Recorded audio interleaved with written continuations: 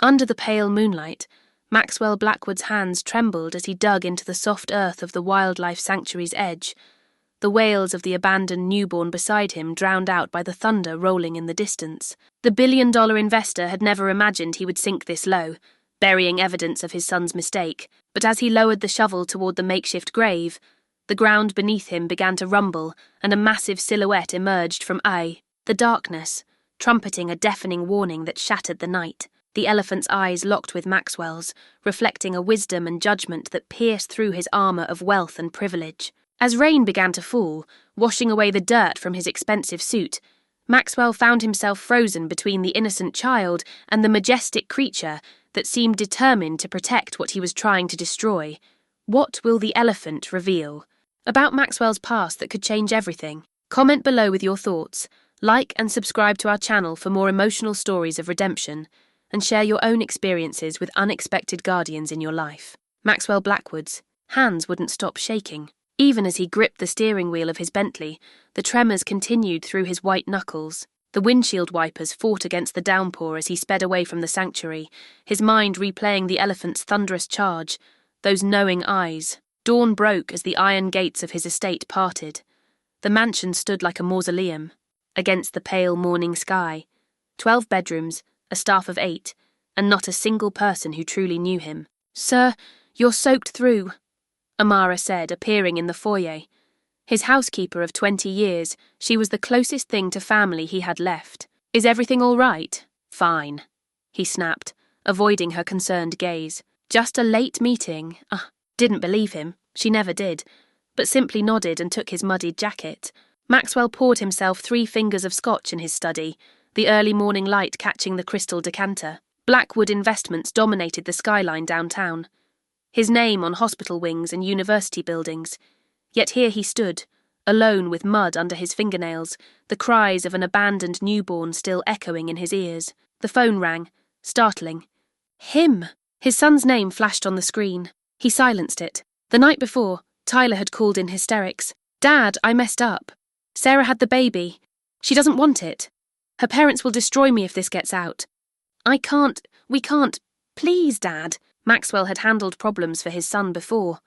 Hush money for the girl he'd hit while driving drunk, a quiet expulsion, rather than criminal charges for selling prescription drugs at his private school. But a baby? He'd driven to the address Tyler had given him, found the infant wrapped in a thin blanket on the doorstep of Sarah's apartment. He took another long swallow of scotch, feeling it burn down his throat. His wife would have known what to do, but Catherine had been gone for 15 years, since the day Tyler was born. The television switched on automatically with the morning news. Maxwell froze as the anchor's voice filled the room. "Breaking news this morning. An abandoned newborn was discovered at the Patel Wildlife Sanctuary after what staff are calling a miraculous intervention by one of the sanctuary's elephants. The baby girl was found unharmed near the elephant enclosure. Police are investigating." The glass slipped from Maxwell's hand, shattering on the hardwood floor. "My God," he whispered. Someone had seen him, or the security cameras had caught him driving in. Either way, it was only a matter of time. "Sir?" Amara stood in the doorway, her eyes moving from the broken glass to the television and back to his. Ashen face. "What have you done?" The morning sun illuminated the portrait above the fireplace. Catherine, radiant in her wedding gown, her hand resting protectively over her pregnant belly. The same belly that would tear open months later, bleeding, her dry as Tyler came screaming into the world.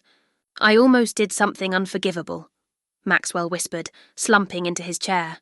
Amara's face hardened as she looked from the news to Maxwell's dirt-stained hands.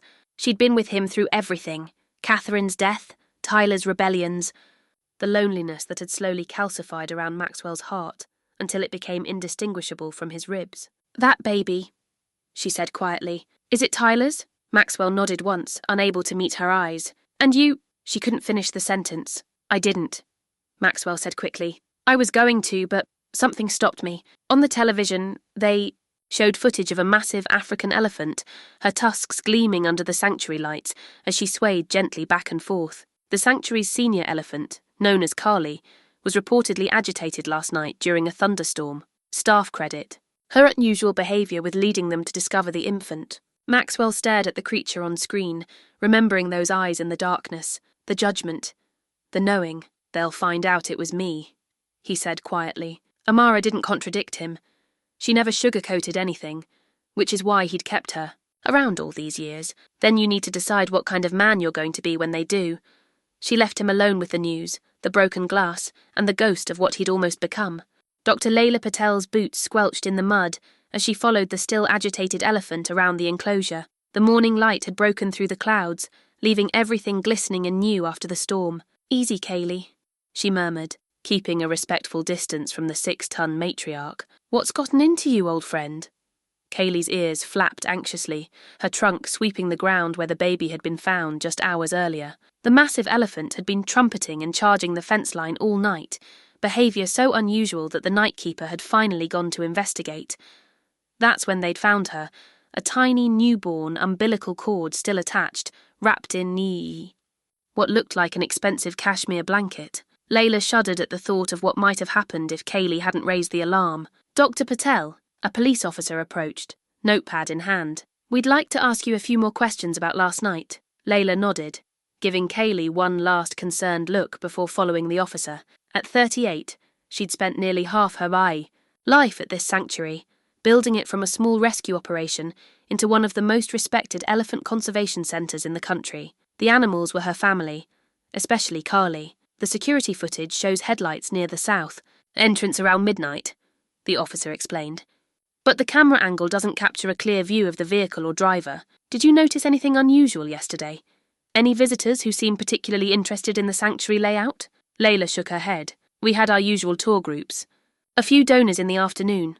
Nothing out of the ordinary." What she didn't say was that the south entrance was the most secluded part of the sanctuary, bordered by dense forest. Someone would have had to know the property well to choose that spot. "The baby is stable at County Hospital," the officer continued. "Healthy despite being only hours old when found. We're trying to locate the mother." "What will happen to her?" Layla asked. "The baby, I mean. Social Services has been notified. She'll be placed in temporary foster care until we sort this out." The officer closed his notebook. "We'll need to interview all your staff and check visitor logs for the past week." After the police left, Layla returned to Kaylee's enclosure. The elephant had calmed somewhat, but still paced along the fence line where the baby had been discovered. "You saved that little girl," Layla whispered, approaching the fence. Kaylee's intelligence shone in her deep-set eyes as she extended her trunk through the bars. Layla stroked it gently, feeling the rough texture of her skin. 8 years ago, she'd found Kaylee in Tanzania, badly wounded by poachers who had killed the rest of her herd for their tusks. Against all odds, the elephant had survived the journey to America and the extensive surgeries that followed. "You know something about being left alone in the world, don't you?" Layla murmured. Her phone buzzed with an email notification. A sizable donation had just been made to the sanctuary by the Blackwood Foundation. The accompanying message requested a private tour for Maxwell Blackwood himself, one of the wealthiest men in the city and a notorious recluse. Layla frowned. The timing was odd. The Blackwoods had never shown interest in wildlife conservation before. Their philanthropy typically centred on medical research, ever since Maxwell's wife had died in childbirth 15 years ago. Kaylee made a low rumbling sound, drawing Layla's attention back to her. "What is it, girl? What are you trying to tell?" "Me?" The elephant's trunk gently touched Layla's cheek, leaving a smudge of dirt. It was an unusual gesture of affection, even for Kaylee. Something had changed in the old elephant. The same instinct that had led her to protect the abandoned baby now seemed to be telling her that their story wasn't over. "Dr. Patel!" Her assistant jogged toward her, waving a phone. "County Hospital is on the line. They'd like you to come by and answer some questions about where exactly the baby was found. They're doing a full workup to make sure she wasn't exposed to any, animal-related pathogens." Layla took one last look at Kaylee, who had returned to pacing. "Tell them I'll be there in 20 minutes. As she walked to her jeep, Layla couldn't shake the feeling that the abandoned baby and Kaylee's strange behaviour were connected to something larger, something she couldn't yet see. She'd learned long ago to trust elephant wisdom. They remembered everything, held grudges for decades, and formed bonds that lasted lifetimes. Carly knew something about last night, and somehow Layla suspected that Maxwell Blackwood's sudden interest in her sanctuary was no coincidence either. She looked back at the elephant enclosure, where Kaylee stood watching her, trunk raised as if in warning or benediction. Thunder rumbled in the distance, though the morning sky was clear. The slam of the front door echoed through the mansion, jolting Maxwell from his restless sleep on the study couch. He blinked at the afternoon light streaming through the windows, his mouth dry and head pounding from too much scotch. "Dad," Tyler's voice carried down the hallway. Maxwell straightened his rumpled shirt and ran a hand through his silver hair. He hadn't expected his son to show up. Not after their last conversation. Tyler appeared in the doorway, his lanky frame silhouetted against the hall light. At 25, he had his mother's eyes and Maxwell's stubborn jaw. His designer clothes couldn't hide the nervous energy that radiated from him. "You look like hell," Tyler said. "What are you doing here?" Maxwell countered, his voice rougher than intended. Tyler stepped into the room, glancing at the shattered glass still on the floor, the half-empty bottle on the desk. "I saw the news," he said quietly, "about the baby at the sanctuary." The air between them thickened. Maxwell studied his son's face, searching for any sign that he knew what had transpired last night. "Sarah's parents called me," Tyler continued, pacing now. "They know she had the baby. They know she gave it to me. They're threatening to go public. Statutory rape charges, the works." He laughed bitterly. "Her father sits on the ethics board at the hospital. Can you imagine the headlines? Blackwood heir impregnates teenage girlfriend, abandons child. She's 17? Maxwell felt the room tilt slightly. "Jesus, Tyler." 18 next month. Tyler shot back defensively. "And she told me she was 19 when we met. Not that it matters now." Maxwell stood, steadying himself against the desk. "The baby's safe. At the hospital. No thanks to you." Tyler's voice dropped to a whisper. "What were you thinking, Dad? You said you'd handle it. Not that." The accusation hung between them, so Tyler didn't know exactly what had happened, just that Maxwell had taken the baby, and now she'd been found at the sanctuary. "I didn't hurt her," Maxwell said carefully. "But you were going to leave her there? At a wild animal park?" Tyler's voice rose. "What if something had eaten her?" "It's a sanctuary, not a zoo," Maxwell corrected automatically. "The elephants are in enclosures." "That's your defense?" "Jesus." Tyler collapsed into a chair, head in his hands. "I didn't want this. Any of it. Sarah freaked out after the birth. Said she couldn't look at the baby, couldn't touch it. Her parents would disown her." He looked up, eyes red-rimmed. "I wanted to keep her, Dad. My daughter, but I was scared of what you'd say, what you'd do. Your perfect reputation. The business." Maxwell felt something crack inside his chest. "You thought I'd make you abandon your own child, wouldn't you?" Tyler challenged. "All those lectures about responsibility, about not making mistakes, about how I'd never measure up to your standards. You've been running away from anything. That reminds you of Mum for 15 years. The accusation landed like a physical blow. Maxwell turned away, staring at Catherine's portrait. "I called Sarah," Tyler said after a long silence. "Told her the baby's alive. She's a mess. Still doesn't want anything to do with her, but at least now she knows. Her parents. Furious. Lawyered up. They're coming after me, us, for everything. The grandfather clock in the hall chimed 4 times.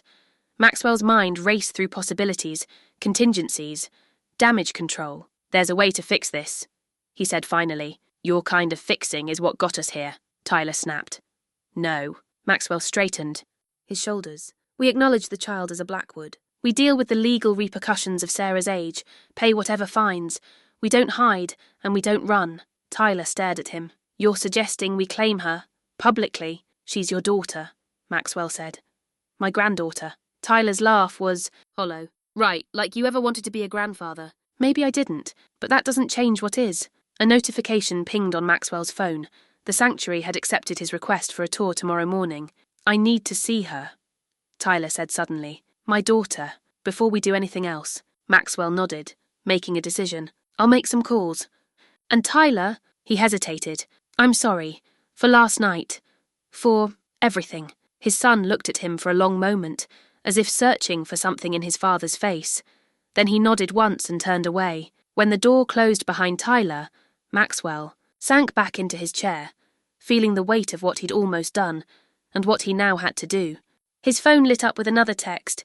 "This one from Amara. Police called. They're coming to speak with you and Tyler tomorrow morning. I said you'd be available at 11, so it had begun. The clock was ticking now. Whatever happened next would depend on what he did in the next 24 hours. And somehow, inexplicably, the first step would be visiting that elephant at the sanctuary, the one whose eyes had reflected his soul in the darkness. The sanctuary looked different in daylight. Maxwell stood at the entrance, feeling oddly exposed in his casual clothes. a concession to Amara, who'd insisted that his usual suit would draw attention. The police interview had been rescheduled for the afternoon, giving him a brief window to be here. "Mr. Blackwood," a woman approached, hand extended. "I'm Dr. Layla Patel. Thank you for your generous donation." Maxwell shook her hand, studying her face for any sign of recognition or suspicion. She was younger than he'd expected, with intelligent eyes and an air of quiet authority that seemed to extend beyond the human realm. "The pleasure is mine," he said automatically. "Your work here is important." Dr. Patel's slight smile suggested she was used to wealthy donors making vague compliments about her life's work. "Let me show you around," she said, gesturing toward a path that wound between lush vegetation. "We currently house 14 elephants, most rescued from circuses or zoos. Some, like our matriarch Kali, came from poaching situations in Africa or Asia." Maxwell followed her, half listening to statistics about elephant habitat loss and lifespan in captivity versus the wild.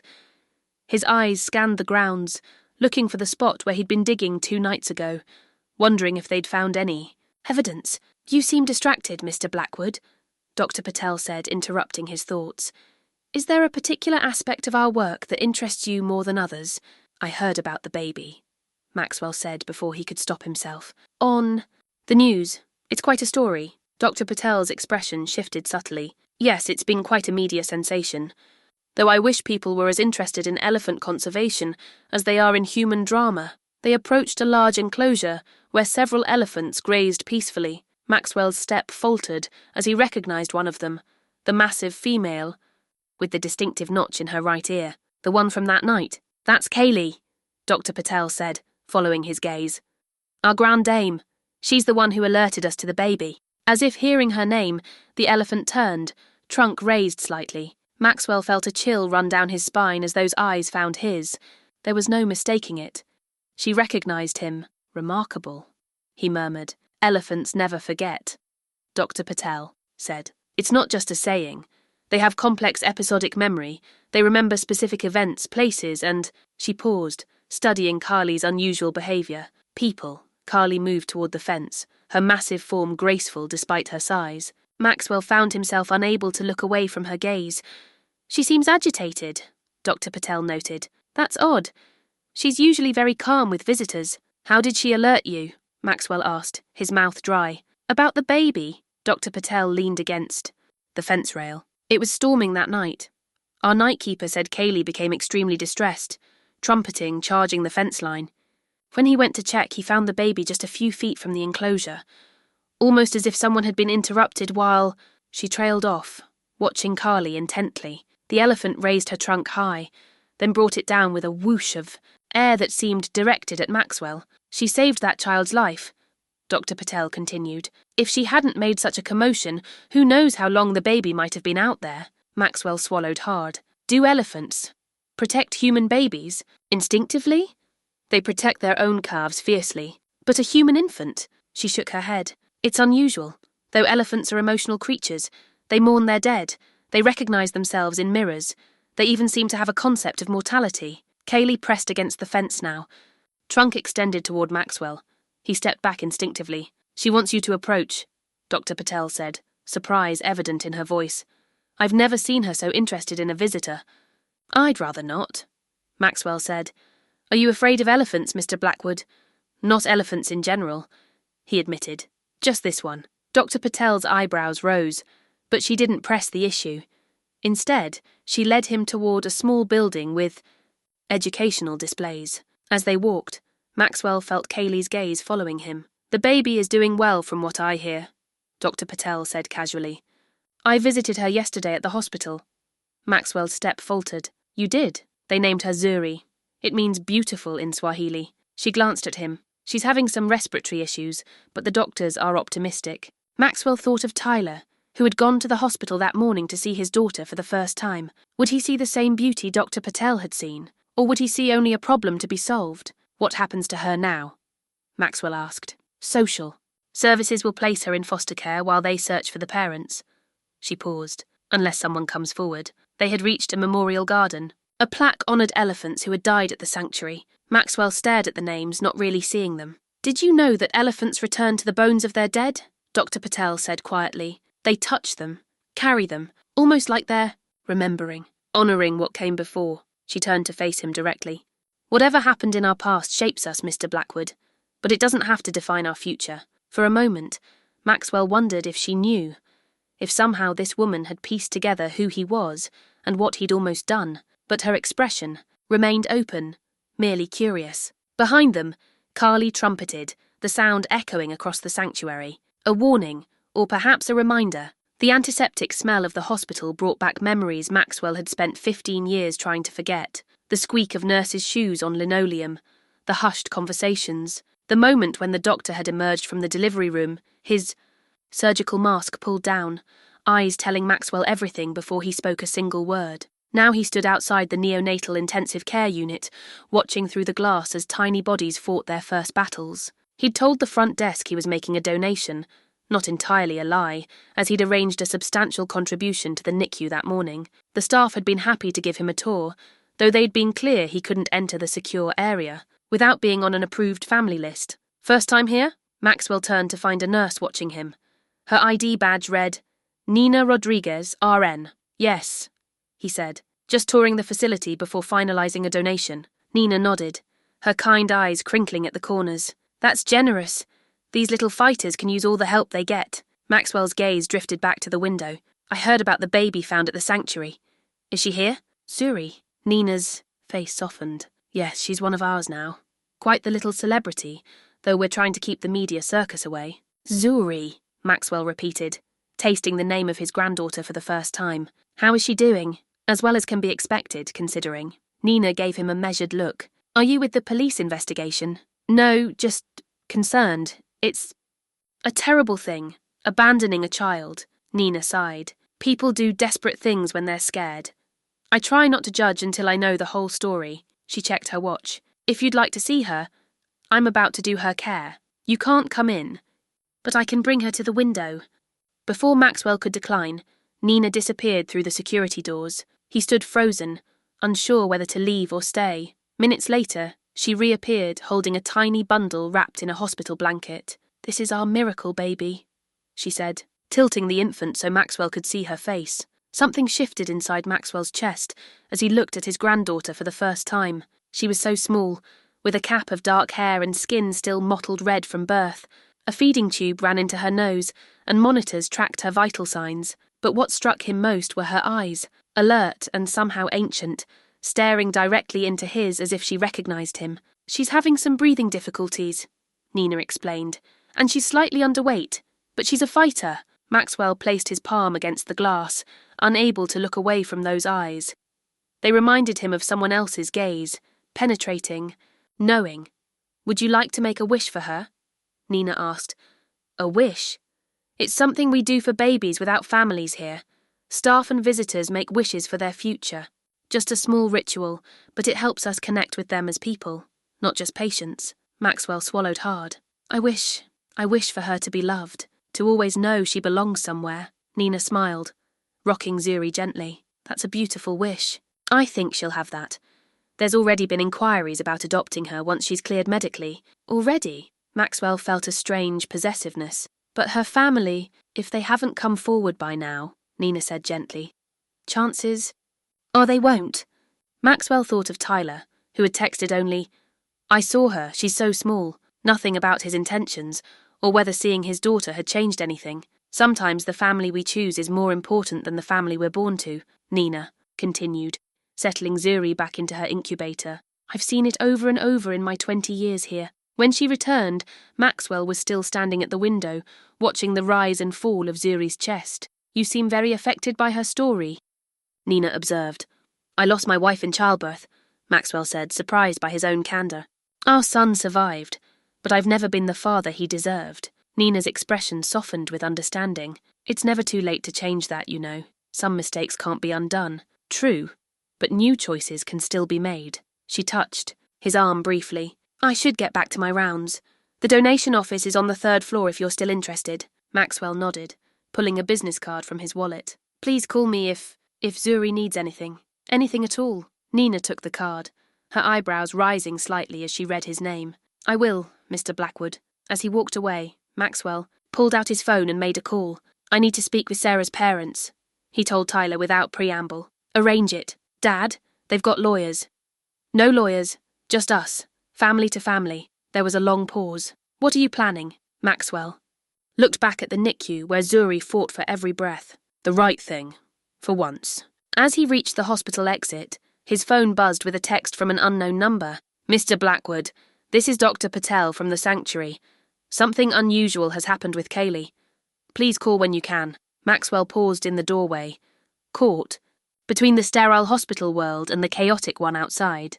For the first time in years, he felt something like purpose stirring within him. His granddaughter's eyes had looked at him with the same knowing gaze as the elephant who had stopped him from committing an unforgivable act. He couldn't help but feel they were somehow connected. The beginning of a new story, or perhaps the resolution of an old one. Layla knelt in the soft earth where the baby had been found, her fingers sifting through grass still flattened from the recent disturbance. The police had already collected their evidence, but something kept drawing her back to this spot. Kaylee watched from her enclosure, trunk swaying anxiously. What are you trying to tell me, girl? Layla murmured. The morning sun glinted off something partially buried in the dirt. Layla dug her fingers into the soil and pulled out a white square of fabric, a handkerchief. Expensive linen with embroidered initials. M.B. Maxwell Blackwood. Layla sat back on her heels, the monogrammed cloth like a burning coal in her palm. It couldn't be a coincidence. His sudden interest in the sanctuary, his discomfort around Kaylee, and now this. Physical evidence placing him at the scene. Dr. Patel? One of her assistants called from the path. The police are here again. They want to ask about any unusual visitors we've had recently. Layla tucked the handkerchief into her pocket. I'll be right there. She needed time to think before sharing this discovery. Whatever had happened that night, it was clear Maxwell Blackwood had been involved, but was he the one who had abandoned the baby, or was there more to the story? In her office, 2 detectives waited with notebooks ready. Detective Rivera, the lead investigator, smiled tiredly. Sorry to bother you again, Dr. Patel. We're following up on all possible leads. Of course, Layla replied, offering them coffee. How can I help? We're reviewing security footage from nearby businesses and traffic cameras, Rivera explained. A dark sedan was spotted turning onto your access road around midnight. We're trying to identify it. Layla thought of Blackwood's sleek black car in the visitors' parking lot yesterday. I see. Also, we'd like a list of recent donors or visitors who might have knowledge of the sanctuary layout. Whoever left that baby knew exactly where to go, a secluded spot not visible from the main buildings but close enough to be discovered quickly. Layla nodded, guilt gnawing at her for withholding the handkerchief. But something about Maxwell's behaviour during his visit had struck her, not the calculation of a man covering his tracks, but the haunted look of someone confronting a terrible mistake. I'll have my assistant email you our visitor logs, she said. Is there any news about the baby? Doing well, from what we hear, Rivera replied. Social services is involved now. They'll handle placement once she's released from the hospital. After the detectives left, Layla returned to Kaylee's enclosure. The elephant had been unnaturally focused on that spot by the fence, as if standing guard over a secret. Dr. Patel? Her assistant approached nervously. There's a Mr. Blackwood on the phone. He says it's urgent. Layla's fingers closed around the handkerchief in her pocket. Tell him I'll call him back. Instead of returning to her office, she drove to the hospital. She needed to see the baby again, to understand what connected Zuri, Kaylee, and Maxwell. Blackwood in this strange triangle. At the NICU, Nina recognised her immediately. Dr. Patel, come to check on our little sanctuary baby. If that's allowed, Layla said. How is she doing? Better today. Her oxygen levels are improving. Nina led her to the viewing window. She's quite the popular girl. We had another visitor asking about her earlier. That big donor, Maxwell Blackwood. Layla's breath caught. Blackwood was here. When? This morning. Seemed really affected by her. Left his card in case she needs anything. Nina tilted her head. Curiously. Do you know him? Our paths have crossed, Layla said carefully. Did he say why he was interested in Zuri? Just that he was concerned. Mentioned losing his wife in childbirth years ago. Nina checked her watch. I can let you see her up close if you'd like. Minutes later, Layla found herself looking down at the tiny infant. Zuri's eyes were open, dark and alert, taking in the world with a gravity that seemed beyond her days. Impulsively, Layla reached into her pocket and held the handkerchief near, not touching the baby, but close enough that Zuri's gaze seemed to fix on it. The infant's expression didn't change, but something about the moment felt significant, as if pieces of a puzzle were slowly aligning. I should go, Layla said, suddenly uncertain about what she was doing. Thank you for letting me see her. Back in her car, Layla called the number Maxwell had left. He answered on the first ring. Dr. Patel, thank you for returning my call. You said something happened with Kaylee? Layla asked, cutting to the chase. Yes, his voice sounded strained. But perhaps we should discuss this in person. Are you free this evening? Layla thought of the handkerchief, the detectives, the baby's solemn eyes. Mr. Blackwood, before we meet, I need to ask you something directly. Were you at the sanctuary the night Zuri was found? The silence stretched so long that Layla thought he might have hung up. Yes, he finally said, the word barely audible. But it's complicated. The police are looking for whoever abandoned that baby, Layla said firmly. They have security footage of a car. Another long pause. I understand. I'll tell you everything. But please hear the whole story before you decide what to do. Layla thought of Kaylee, who had shown such unusual behaviour, not aggression toward Blackwood, but something more complex. Recognition, perhaps. Or judgment. My office, 7 o'clock, she said. Come alone. After hanging up, Layla sat in her car, the handkerchief still clutched in her hand. Whatever Maxwell Blackwood had done, or almost done that night, Kaylee had intervened. The elephant had recognised something in the man that Layla couldn't yet see. She started the engine. Decision made. She would listen to his story before contacting the police. Elephants were excellent judges of character, and Carly had chosen not to harm Blackwood when she had the chance. Instead, she had stopped him. From what? Layla wasn't certain, but she intended to find out. The social worker's office felt too small for Maxwell's frame. He sat awkwardly in a chair designed for someone half his size, watching as Miss Harrigan shuffled through paperwork. As I was explaining, Mr. Blackwood, there are procedures we must follow. The child needs a proper legal name for hospital records and eventual placement. Her name is Zuri, Maxwell said. The hospital staff already calls her that. Miss Harrigan looked up over her reading glasses. That's an informal name they've given her. We need an official record with first, middle and last name. The walls of the cramped office were covered with children's artwork. Bright crayon drawings of stick figures holding hands under rainbow skies. Maxwell wondered how many of those children had found homes, and how many had aged out of the system. The key. Police investigation is ongoing, Ms. Harrigan continued.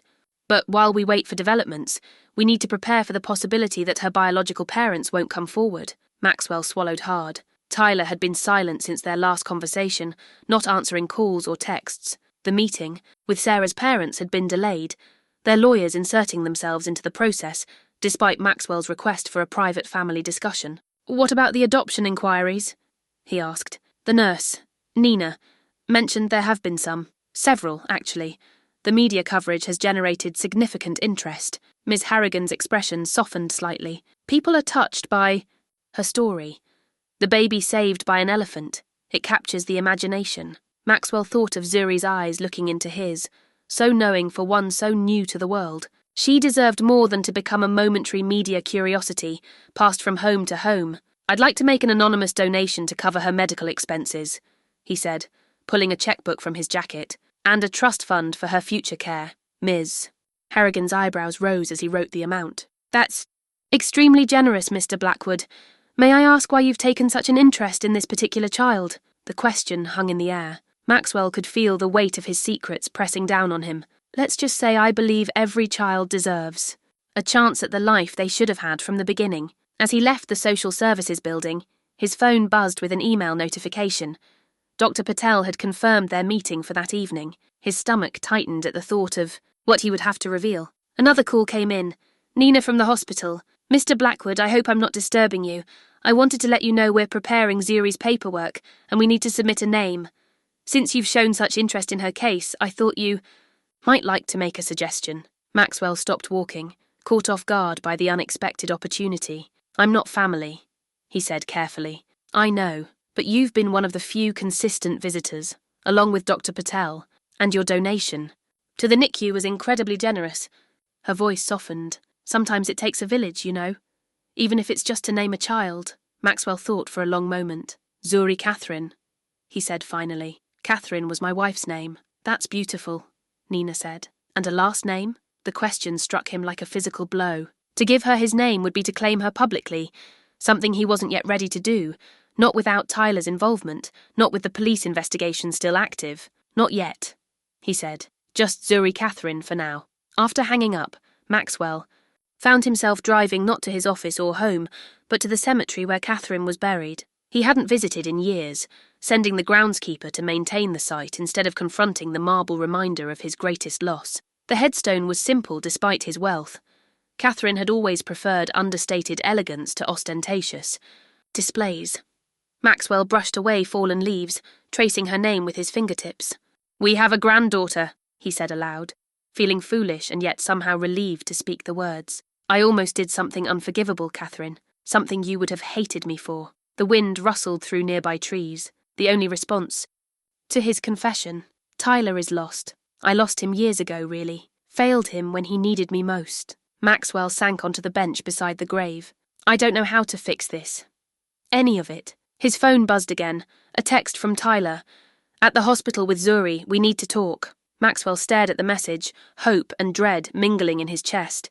He started to reply when another notification appeared, a news alert with the headline, "Blackwood heir linked to abandoned sanctuary baby." His blood ran cold as he opened the article. Someone had leaked Tyler's connection to Zuri. The article mentioned an anonymous source close to Sarah's family, claiming Tyler had fathered the child with their underage daughter. Maxwell called Tyler immediately. "Have you seen the news?" "Yeah." Tyler's voice sounded hollow. "Sarah's father. Had to be. He threatened to go public if I tried to claim Zuri." "Where are you now?" "Still at the hospital. The reporters haven't found me yet, but it's just a matter of time." A pause, then softly. "She's so beautiful, Dad. She has Mum's eyes." Something broke open in Maxwell's chest. "Stay there. I'm coming to you. We'll face this together." He stood, looking one last time at Catherine's grave. "I'll try to be the man you always thought I was," he promised, then hurried to his car. As he drove toward the hospital, his phone rang again. Dr. Patel. "Mr. Blackwood, I've just seen the news," she said without preamble. "Is it true? Is Zuri your granddaughter?" "Yes," he admitted, the truth finally spoken aloud. "And I need to tell you what really happened that night." Layla sat at her computer, the glow of the screen illuminating her office as evening settled over the sanctuary. The sound of elephants trumpeting their evening calls drifted through the open window, but for once she barely noticed. The search results on Maxwell Blackwood filled her screen. Newspaper articles, financial reports, charity gala photographs. The narrative they painted was of a brilliant but reclusive businessman who had withdrawn from public life after his wife's death 15 years ago. Their son, Tyler Blackwood, appeared in fewer articles, mainly society pages and the occasional scandal. A DUI charge that had mysteriously disappeared, an expulsion from an elite university handled quietly, and now this. Blackwood heir-linked to abandoned sanctuary baby. The article was light on facts, but heavy on innuendo, suggesting Tyler had fathered a child with an underage girl and attempted to cover it up. It quoted sources close to the family, claiming the baby found at the sanctuary was indeed a Blackwood. If true, it explained Maxwell's presence that night, but not what he had been doing with a shovel near the elephant enclosure. A knock at her door startled her. Maxwell Blackwood stood in the doorway, looking nothing like the powerful tycoon from the society pages. His eyes were shadowed, his normally immaculate appearance rumpled, as if he'd been running his hands through his hair repeatedly. "Dr. Patel," he said, "thank you for seeing me." Layla gestured to the chair across from her desk, closing her laptop. "The news is reporting that Zuri is your granddaughter." "Yes." Maxwell sat heavily. "My son Tyler's child. The mother is 17, 18 next month. Her parents are prominent in local hospital administration." "I know James Harriman," Layla said. "Chief of the ethics board at County." Maxwell nodded. "That's her father. They're threatening statutory rape charges against Tyler. That explains why she was abandoned, but not why you were here that night." Layla reached into her pocket and pulled out the handkerchief, placing it on the desk between them. "I found this where Zuri was discovered." Maxwell stared at the monogrammed cloth, his expression unreadable. "I wondered where that went. Were you the one who left her here?" Layla asked, watching him carefully. "Yes and no." He met her eyes directly. "I didn't leave her to be found. I came here to bury her." The admission hung in the air between them, stark and terrible. Layla felt a chill run through her despite the warm evening. "You were going to kill her?" "No." Maxwell's response was immediate. Horrified. "She was already wrapped in a blanket when Tyler gave her to me. I thought—" His voice broke. "I assumed she was stillborn. that he wanted me to dispose of the body to avoid questions. It wasn't until I heard her cry as I was digging that I realized she was alive, Layla finished, her stomach turning. Maxwell nodded, his face ashen. I panicked. I told myself it would be more merciful than the life she'd have otherwise. Unwanted. Caught in a legal battle, her existence a scandal. He looked away. I've spent my life making cold calculations, Dr. Patel. Cost versus benefit, risk versus reward. I applied that same logic to my granddaughter's life and found it wanting. Outside, Kaylee trumpeted, the sound making them both start. But you didn't go through with it, Layla said. It wasn't a question. Because of her. Maxwell nodded toward the window, toward Kaylee's enclosure. I was digging when the storm broke.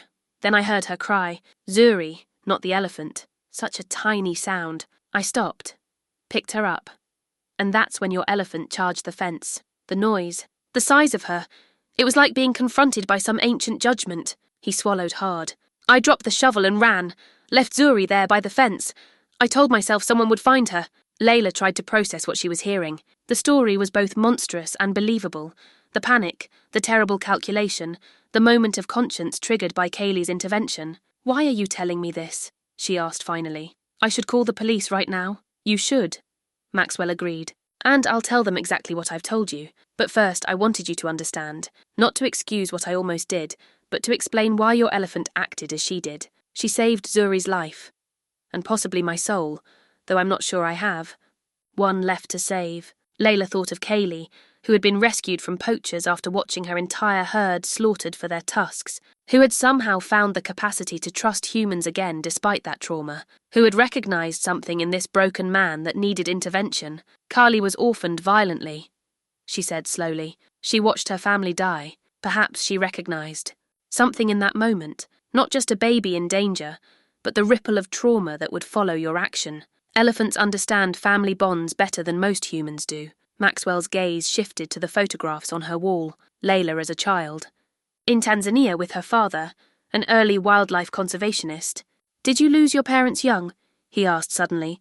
The question caught her off guard. My father. He was killed by poachers when I was 12. We were living in Tanzania then, where he ran a conservation program. Is that why you work with elephants, to honor him? Partly. Layla stood, moving to the window. But also because they understand grief in a way few creatures do. They revisit the bones of their dead, carry them, mourn them. They know loss isn't something you get over. It becomes part of you. She turned back to face him. Like you've let Catherine's death define you all these years. Maxwell flinched at his wife's name. How did you... I did my research, Layla said. After finding your handkerchief, the similarities were hard to ignore. A man so damaged by his wife's death in childbirth that he couldn't bond with his own son. A son who then repeats the cycle, abandoning his child. I never abandoned Tyler, Maxwell said sharply. I was there. Physically, but not emotionally, Layla countered. And now you have a chance to break that cycle. Zuri needs a family who will be fully present for her. Maxwell stood abruptly. Tyler is at the hospital now. The story has broken. We're out of time for careful planning. What will you do? Face the consequences of my actions. All of them. He moved toward the door, then paused. Will you call the police? Layla touched the handkerchief, considering. No, not yet. But I'll be watching what happens next very carefully, and so will Carly. The media vans had already gathered outside Maxwell's estate by the time he returned home. Camera flashes punctuated the darkness as he drove through the gates, journalists shouting questions he couldn't hear through the closed windows of his car. Inside, the mansion was unnaturally quiet. Maxwell found Amara in the kitchen, calmly preparing tea as if it were any ordinary evening. They've been calling all day, she said without looking up. Reporters, police. Mr. Tyler's here, in the study. Maxwell nodded, grateful for her steadiness. And Sarah's family, their lawyer called. Said all communication should go through legal channels now. Amara finally met his gaze. Is it true? About the baby at the sanctuary. Yes, she's Tyler's daughter. Amara's expression didn't change, but something in her eyes softened. And what did you do exactly, the night you came home with mud on your shoes? The question hung between them. In 20 years, Amara had never directly confronted him about anything. She had been a silent witness to his grief, his failures, his slow calcification into someone he barely recognized himself. Something unforgivable, Maxwell said quietly, or nearly so. She nodded once, as if his answer confirmed what she already knew. The police detective left his card, said it's urgent that you contact him. Maxwell took the card, pocketing it. I will. But first, I need to speak with Tyler. He found his son standing at the window of the study, watching the media circus at the gates. Tyler turned as Maxwell entered, his young face haggard with exhaustion and worry. They're saying I could face statutory rape charges, he said without preamble. 5 years minimum. Sex offender registry for life. We'll fight it, Maxwell replied. Sarah's nearly 18. There are mitigating circumstances. Like what? That I'm a Blackwood? Tyler laughed bitterly. That's not the defense I want. No. Like the fact that you want to take responsibility for your child. Tyler studied his father, as if seeing him clearly for the first time in years. Do I? Is that what I want? Before Maxwell could respond, the doorbell rang, followed by Amara's measured footsteps down the hall. Moments later, she appeared at the study door. Dr. Patel is here to see you, sir. She says it's urgent. Maxwell and Tyler exchanged surprised glances. Show her in, Maxwell said. Layla entered, still in her work clothes, her expression grave. I'm sorry to intrude, but something's happened that couldn't wait.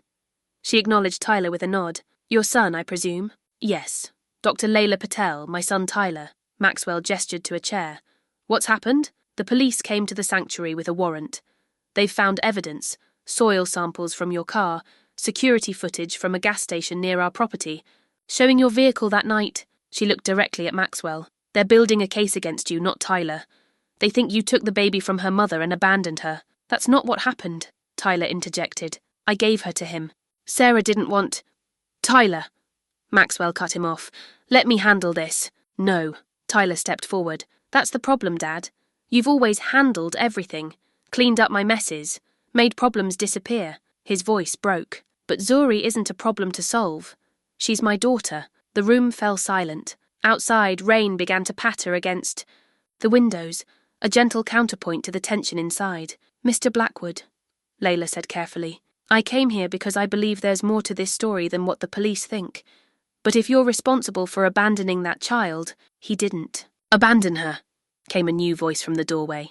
Amara stood there, her usually composed face tight with emotion. He was going to do worse.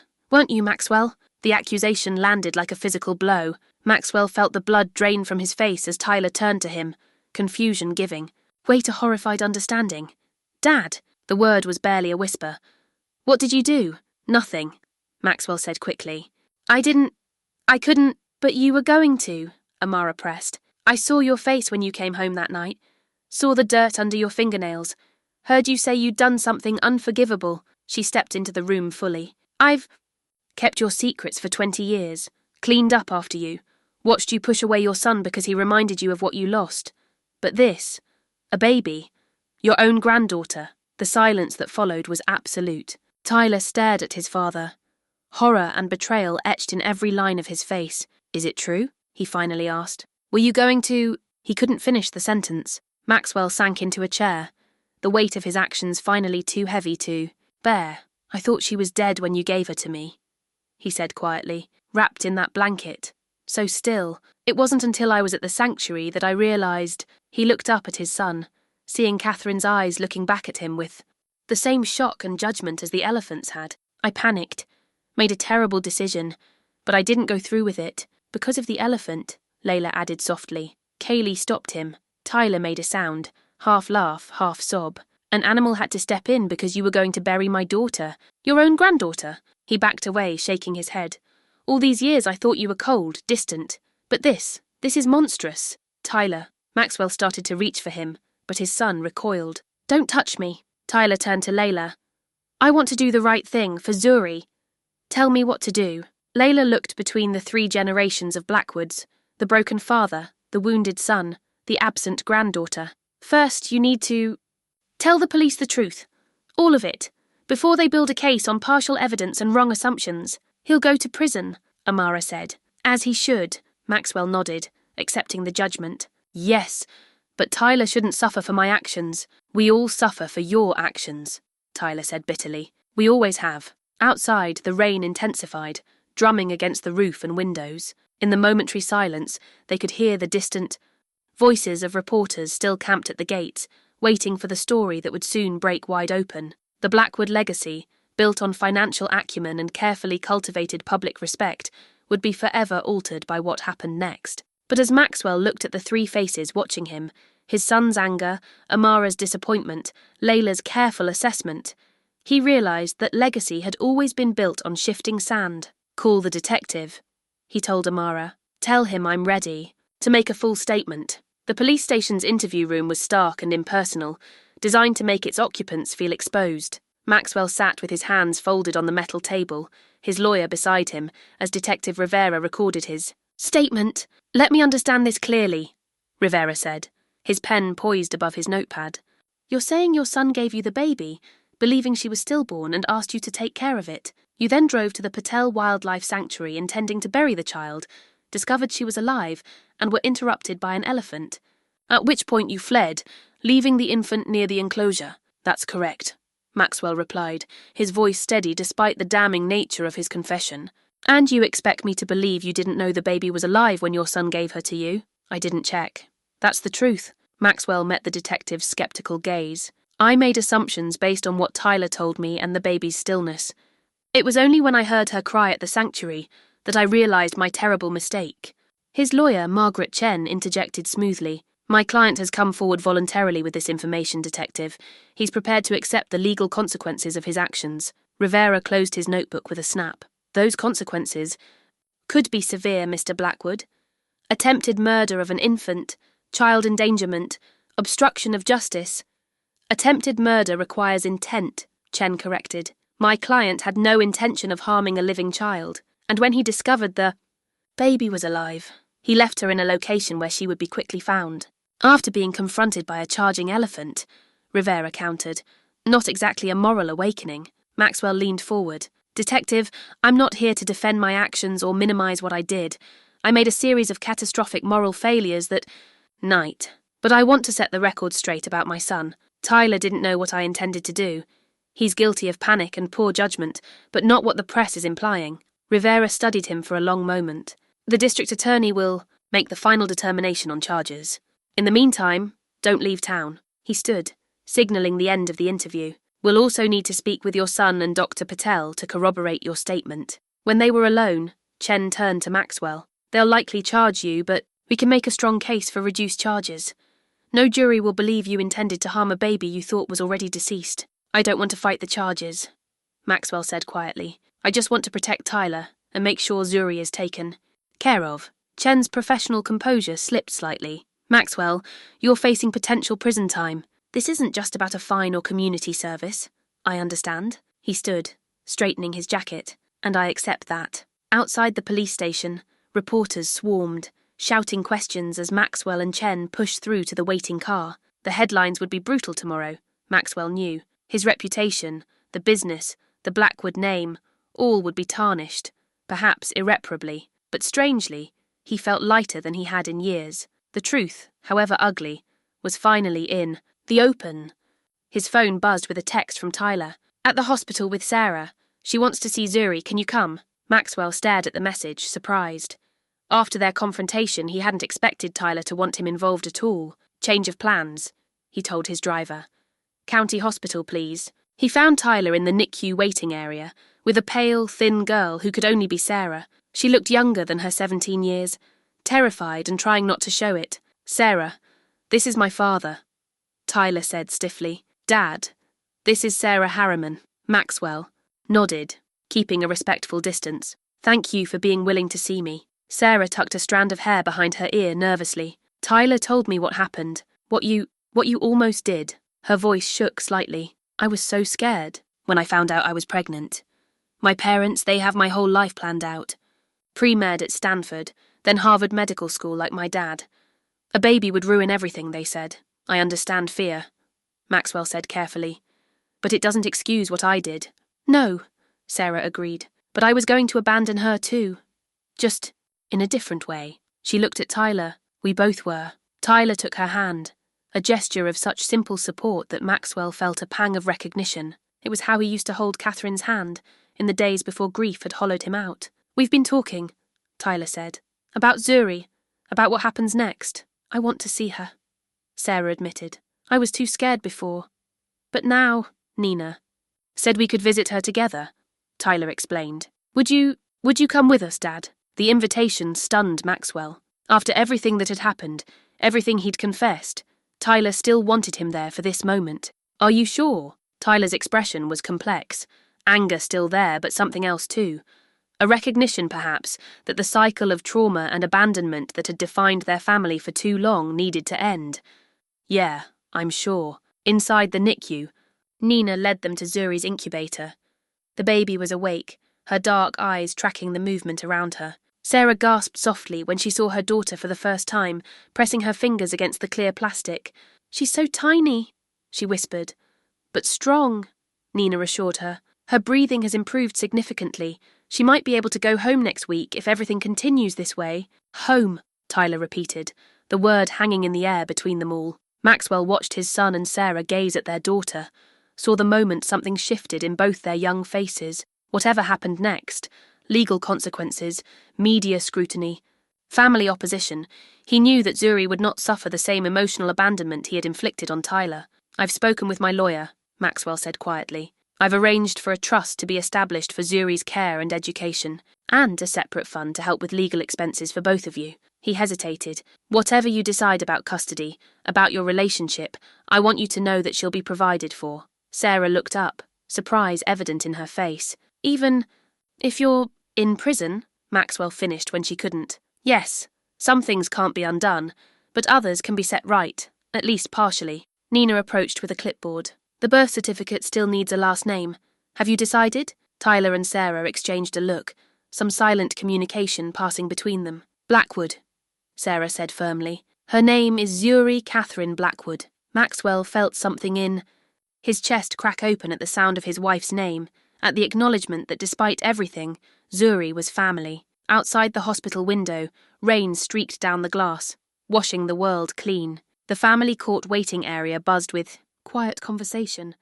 The institutional beige walls and uncomfortable chairs, a stark contrast to the life-altering decisions being made behind closed doors.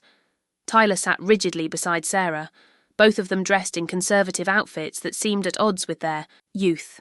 Across from them, Sarah's parents maintained a chilly silence, their lawyer whispering occasional advice. Maxwell sat slightly apart, acutely aware of his precarious position. The district attorney had charged him with child endangerment and reckless abandonment, lesser charges than initially threatened, but serious nonetheless. His trial was scheduled for next month. For now, he remained free on bail, allowed to support Tyler and Sarah through the custody proceedings. Blackwood, the clerk appeared at the door. Judge Watkins will see you now. The courtroom was smaller than Maxwell had imagined, intimate in a way that made the proceedings feel all the more personal. Judge Watkins, a stern-faced woman with silver hair, looked up from the file before her. I understand we have a petition for custody from the biological parents, Tyler Blackwood and Sarah Harriman, she said. I've reviewed your application and supporting documents. I'll be frank, this is an unusual situation. Tyler nodded, his hand finding Sarah's. Yes, Your Honour. Miss Harriman, you're still a minor yourself. Just 2 weeks shy of 18, correct? Yes. Your Honour, Sarah replied, her voice steady despite her obvious nervousness. And you, Mr. Blackwood, are 25, employed at your father's company, with no prior experience raising a child. The judge turned a page in the file. Under normal circumstances, these factors would present significant obstacles to your petition. Maxwell watched his son straighten his shoulders, preparing for rejection. However, Judge Watkins continued, your application includes several notable character references and a comprehensive plan for the child's care. She looked up. Dr. Patel, please approach. Layla rose from her seat at the back of the courtroom and walked forward. Over the past weeks, she had become an unexpected ally, visiting Zuri regularly and forming a tentative friendship with Tyler and Sarah. Dr. Patel, you've submitted a letter supporting the biological parents' custody application. Given the circumstances of how the child was found, I find this surprising. Layla nodded. I understand, Your Honour, but I've spent considerable time with Tyler and Sarah since Zuri's birth. Their commitment to their daughter is genuine. They've attended every parenting class, every medical appointment. They're young, yes, but they're not alone. You're referring to the support system they've described in their application? Yes. Sarah's aunt has offered her guest house for them to live in, providing privacy but also nearby support. Nina Rodriguez. from County Hospital has agreed to be Zuri's godmother and provide childcare advice. And, despite the legal charges against him, Maxwell Blackwood has established a trust for Zuri's care and education. Judge Watkins turned her attention to Maxwell. Mr. Blackwood, your involvement in this case is troubling, to say the least. I understand, Your Honour, Maxwell replied. My actions were inexcusable, but they don't reflect on my son's character or his ability to be a good father. In fact, Layla added, Tyler's determination to take responsibility for his daughter, despite significant pressure to do otherwise, speaks to his moral courage. Sarah's father stood abruptly. Your Honour, if I may, my daughter is a minor who was manipulated by an older man. This entire situation has derailed her academic future. We believe the child would be better served by adoption into a stable, mature family. Mr. Harriman, the judge said calmly, your daughter will be 18 in 2 weeks.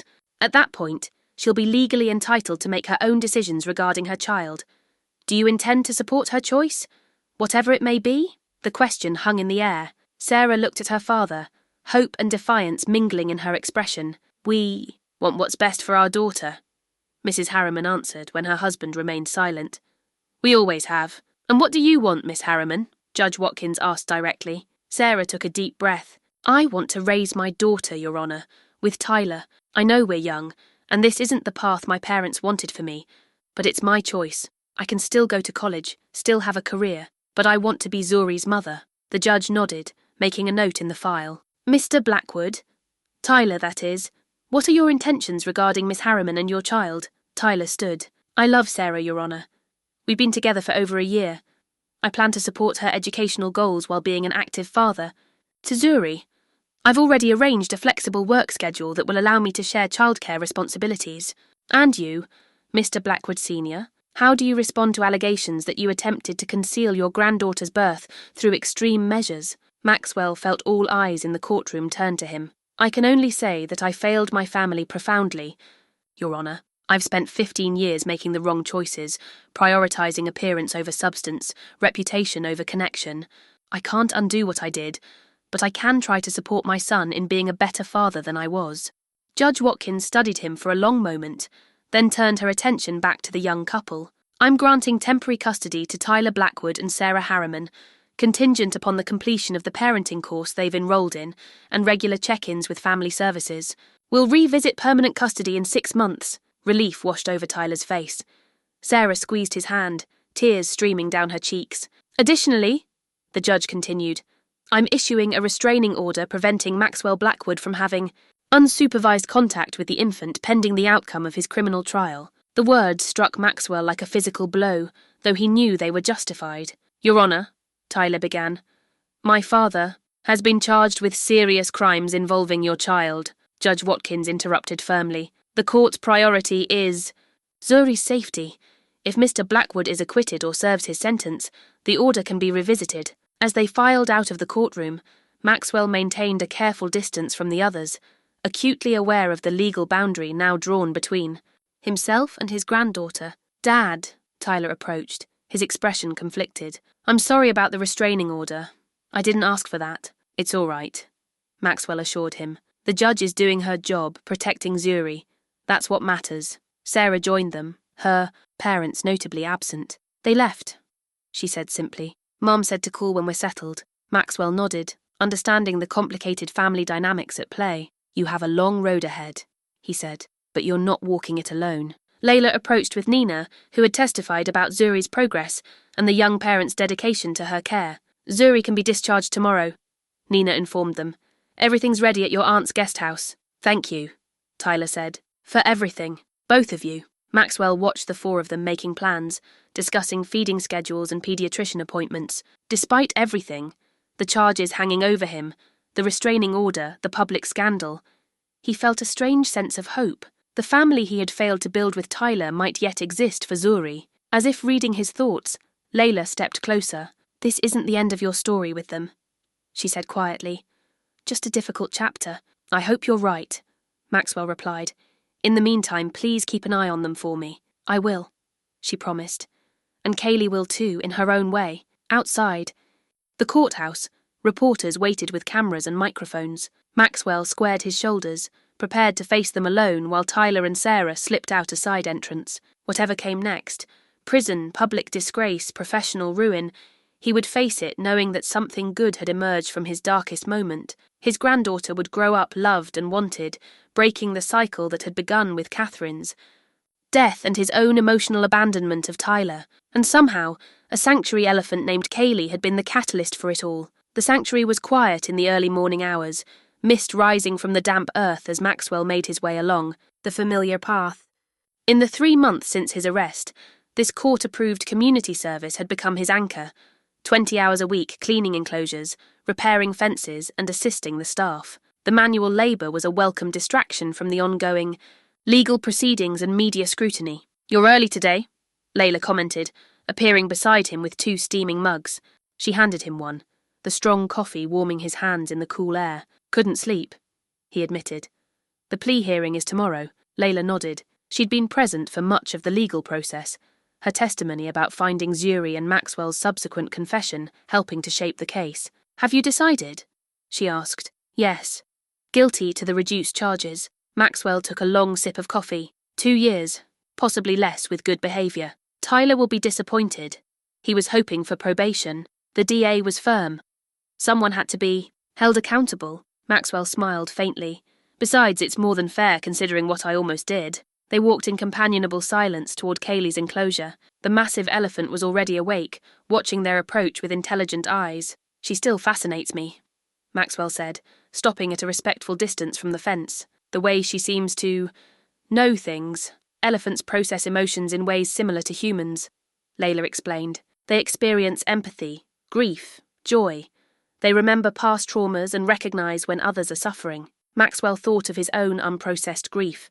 15 years of emotional numbness following Catherine's death. "Wish I'd been that wise." "It's not too late to learn." Layla unlocked the service entrance to the enclosure. "Come on, I need to check her left front foot. She's been favouring it. Is that safe?" Maxwell hesitated at the threshold. Despite months working at the sanctuary, he'd never entered Carly's enclosure when she was present. "She knows you by now.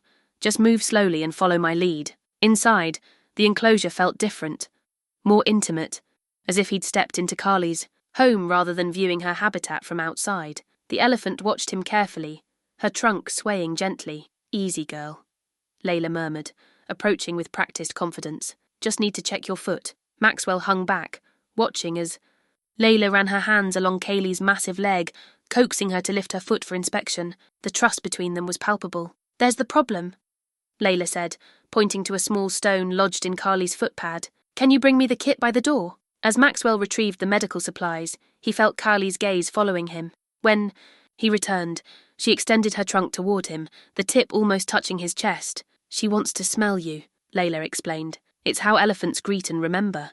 Maxwell stood still, heart racing as the trunk gently explored his face and shoulders, drawing in his scent. The moment felt strangely intimate, as if Kaylee was looking into him rather than at him. "She remembers that night," he said quietly. "Yes," Layla agreed. "Elephants never forget, especially trauma, but she's not afraid of me now. No, she's assessing you. Elephants can tell when someone has changed." Layla worked carefully to remove the stone from Kaylee's foot. They're remarkable judges of character. When Carly's foot was treated, Layla stepped back. "I need to check on the other elephants. Will you stay with her a few minutes? Make sure she doesn't put weight on that foot too quickly." Maxwell nodded, though the thought of being alone with Kaylee made him nervous. Once Layla had gone, he found himself standing awkwardly before the elephant who had changed the course of his life with her thunderous charge that stormy night. "I'm sorry," he said, feeling foolish for speaking to an animal yet compelled to say the words, "for bringing death to your home. For almost—" He couldn't finish the sentence. Kaylee's ears flapped gently, her dark eyes fixed on his face. Then, with surprising gentleness for such a massive creature, she extended her trunk again, touching his cheek where a tear had fallen without him realizing it. Maxwell stood frozen, overwhelmed by the simple contact. In that moment, something broke loose inside him. Grief held at bay for 15 years, regret for his failures as a father, shame for what he'd almost done to Zuri. He sank to his knees in the soft earth of the enclosure, shoulders shaking with silent sobs. Carly didn't move away. Instead, she stood guard over him, her trunk occasionally touching his shoulder or head in what felt remarkably like comfort. That was how Layla found them an hour later, Maxwell seated on the ground, his back against a tree, with Kaylee standing nearby, watchful and protective. "Are you all right?" Layla asked, concern evident in her voice. Maxwell looked up, exhausted but somehow lighter. "Yes, I think I finally am. Kaylee seems to think so too." Layla observed the elephant's unusual behavior. "She's showing protective instincts toward you, that's rare." "We understand each other now," Maxwell said simply. As they left the enclosure, Maxwell's phone buzzed with a text from Tyler. "Zuri rolled over by herself today. Video attached. Sarah says hi." The brief message and accompanying video of his granddaughter's milestone, which he was legally allowed to receive, though he couldn't see her in person, brought a smile to Maxwell's face. "Good news?" Layla asked. "The best kind," Maxwell showed her the video. "Life going on despite my mistakes." Layla watched the baby's determined efforts with a smile. "She has your family's stubbornness.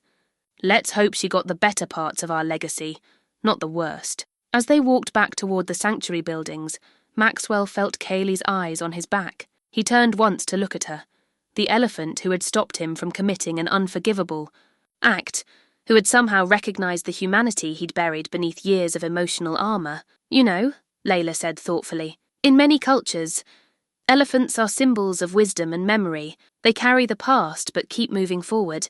That's what you're doing now." "Thanks to Carly," Maxwell acknowledged.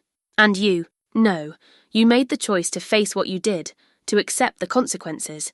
That took courage." Maxwell thought of his hearing tomorrow, of the prison sentence awaiting him, of Tyler and Sarah building a life with Zuri, of the sanctuary work that had somehow become meaningful to him. "Not courage," he corrected, "just finally learning what matters." Behind them, Kaylee trumpeted softly, as if in agreement. The courtroom was packed with reporters and spectators, drawn by the sensational nature of the case. Maxwell Blackwood, once one of the city's most powerful businessmen, now stood before Judge Ramos awaiting sentencing. His plea deal had been accepted, guilty to child endangerment and reckless abandonment, in exchange for dropping the more serious charges. Maxwell stood straight in his dark suit, hands clasped before him.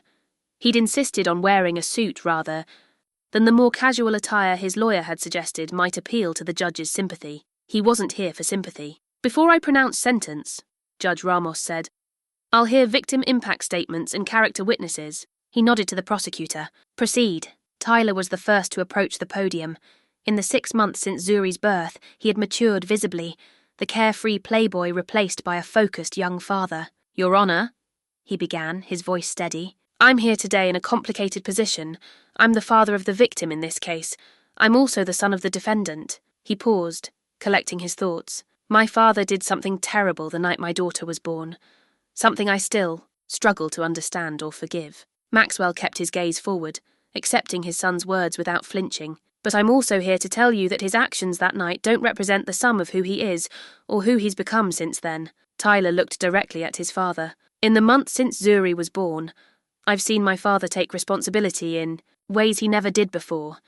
He's faced the consequences of his actions, made restitution where possible, and worked to understand the fear and grief that drove him to such a dark place." The courtroom was silent, absorbing the complexity of Tyler's testimony. "My daughter deserves justice," Tyler continued, "but justice doesn't always mean the harshest possible punishment. Sometimes it means finding a path to healing and redemption. I believe my father is on that path." When Tyler finished, Sarah approached the podium, nervous but determined. "Your Honor, I gave birth to Zuri when I was still 17. I was terrified of what my parents would say, what it would mean for my future." She glanced at her parents, who sat stiffly in the gallery. "I told Tyler I didn't want her. I gave her to him to deal with." Her voice broke slightly. "In a way, I'm as responsible for what happened as Mr. Blackwood is." Judge Ramos leaned forward. "Miss Harriman, you were a minor under extreme duress. The law views your situation differently, maybe. But morally, I know my part in this." Sarah straightened her shoulders. "I'm Zuri's mother now. I love her more than I ever thought possible. And I've seen how much Mr. Blackwood loves her too, even though he's never been allowed to hold her because of the restraining order. His actions that night were wrong, but I believe in second chances. I got one with my daughter. I think he deserves one too." Next came Layla, her testimony providing context about the night Zuri was found and Maxwell's subsequent involvement with the sanctuary. Kaylee, the elephant who intervened that night, seemed to recognize something in Mr. Blackwood worth saving, Layla explained. In my months of working with him at the sanctuary, I've come to see what she might have sensed. He's a man who made a terrible choice in a moment of panic and misguided calculation, but who has since shown genuine remorse and a commitment to making amends. The prosecutor presented the medical examiner's report detailing the risks Zuri had faced that night: exposure, hypothermia, potential predator attacks. The cold facts stood in stark contrast to the personal testimonies. Finally, it was Maxwell's turn to address the court. "Your Honour," he began, "there's nothing I can say to justify or excuse what I did that night. I made a series of catastrophic moral failures that put an innocent newborn, my own granddaughter, at risk." He paused, steadying his voice. "I've spent my life making calculations based on risk and reward, profit and loss. That night, I applied that same cold logic to a human life and found it wanting. It was the worst moment of my life, but also the moment that forced me to confront what I'd become." The courtroom remained silent, all eyes on the fallen businessman. "I don't ask for leniency," Maxwell continued. "Whatever sentence you impose, I accept it as just. My only request is that once I've served my time, I be given the chance to be part of my granddaughter's life, in whatever capacity her parents deem appropriate. Not because I deserve it, but because every child deserves to know they come from a family that loves them, even when that family is deeply flawed." Judge Ramos considered Maxwell thoughtfully. "Mr. Blackwood, you had every advantage. In life, wealth, education, privilege. Yet you use those advantages to shield yourself from the messy realities of human connection and emotion. It was only when confronted with the ultimate moral test that your facade cracked." Maxwell nodded, accepting the assessment. "However," the judge continued, "I'm also mindful of the unusual circumstances of this case, the testimony of the victim's parents, and your evident remorse. The purpose of our justice system is not merely punishment, but rehabilitation and, where possible, restoration." The courtroom tensed, waiting for the sentence. "Maxwell Blackwood, I hereby sentence you to 18 months in prison, followed by 5 years of probation. During probation, you will continue your community service at the Patel Wildlife Sanctuary or a similar facility for 20 hours weekly. The restraining order regarding your granddaughter is modified to allow supervised visits after you have served 12 months of your sentence, contingent upon the approval of her parents and evaluation by family services." The gavel struck, finalizing the decision. Maxwell felt a curious mixture of relief and acceptance. The sentence was fair, lighter than he had expected, yet substantial enough to acknowledge the gravity of what he'd done. As the bailiff approached to take him into custody, Maxwell turned to look at Tyler and Sarah in the gallery. Tyler gave him a small nod, not forgiveness exactly, but acknowledgement, recognition that whatever happened next, they would face it as a family, however broken and mending. "Time to go, Mr. Blackwood," the bailiff said quietly. Maxwell followed without resistance, back straight, eyes forward. Behind him, the courtroom erupted in conversation, as reporters rushed to file their stories about the billionaire who had fallen from grace and found something more valuable in the process. Through the window, he caught a glimpse of the hills, where the sanctuary stood. Somewhere there, Carly was going about her day, unaware of how she had changed the course of a human family's history, with one thunderous charge on a stormy night. 1 year later, the sign at the entrance was new: Blackwood, Family Wildlife and Children's Foundation, arched over the sanctuary gates in elegant bronze lettering. Behind it, the expanded facilities stretched across what had once been neighbouring farmland, now transformed into additional elephant habitat and a modern educational centre. Layla stood on the observation deck, watching a school group gather around one of her rangers for a presentation about elephant conservation. The children's excited voices carried across the sanctuary, mixing with the occasional trumpet call from the residents. "Quite a change from the old days," Amara remarked, joining her at the railing. Maxwell's former housekeeper had become the foundation's administrative director, bringing her organisational skills and no-nonsense approach to the rapidly growing operation. "Sometimes I can hardly believe it myself," Layla admitted. "From nearly closing due to lack of funding to this." The transformation had begun with Maxwell's initial endowment, established before his sentencing, but it had been Tyler who truly brought the vision to life, channeling his business acumen and newfound purpose into creating a dual-mission foundation. protecting endangered elephants and supporting children in crisis. The board meeting starts in 10 minutes, Amara reminded her. And Tyler just called. He's running late but should be here soon. Layla nodded, taking a final moment to observe the sanctuary before heading to the administrative building. In the largest enclosure, Carly was teaching a younger elephant how to use a branch as a tool to reach food, a behaviour she'd only recently begun to share with others. The boardroom was sleek but comfortable, with large windows overlooking the sanctuary. Sarah was already there, laptop open, finalising the quarterly report. At 20, she had the poised confidence of someone who had found her place in the world, balancing motherhood with her online courses in child development. "Where's our star?" Layla asked, looking around for Zuri. "With Nina in the nursery," Sarah replied with a smile. "They're testing the new interactive displays for toddlers. Zuri's quite the demanding product tester. The others arrived gradually. Board members, major donors, and sanctuary staff. Tyler rushed in last, apologising for his tardiness. Traffic was brutal, he explained, taking his seat at the head of the table. At 26, he had stepped fully into his role as the Foundation's executive director, his former Playboy image, replaced by purposeful leadership. Let's get started. First item, the East Africa Conservation Partnership. The meeting progressed efficiently, covering the Foundation's expanding international work, the new research facilities, and the children's programs that brought at-risk youth to work with the elephants.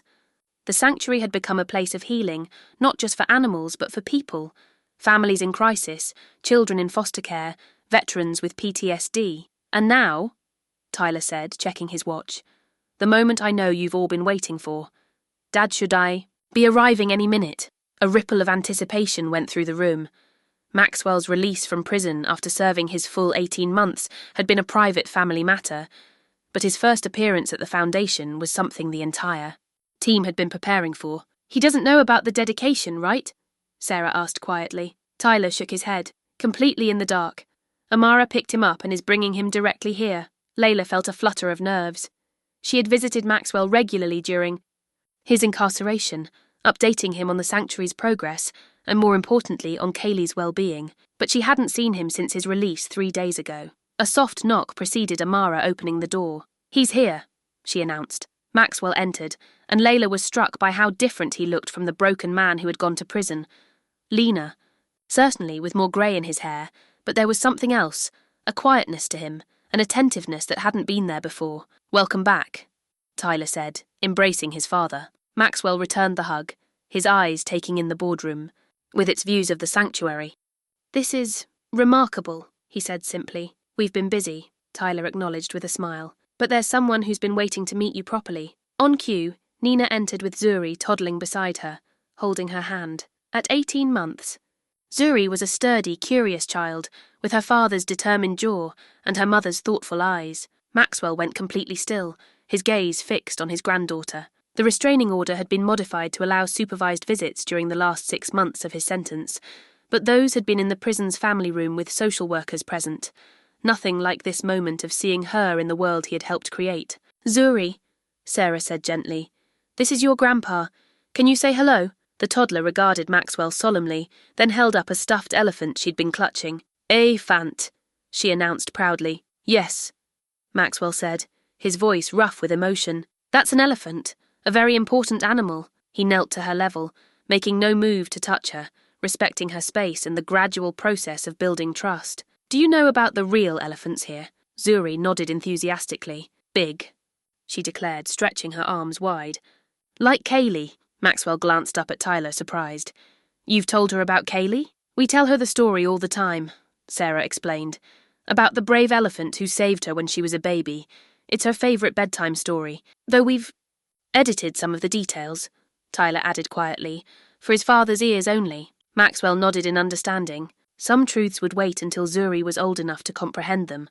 "Actually," Tyler continued, addressing the room, "that's part of why we asked everyone to be here today.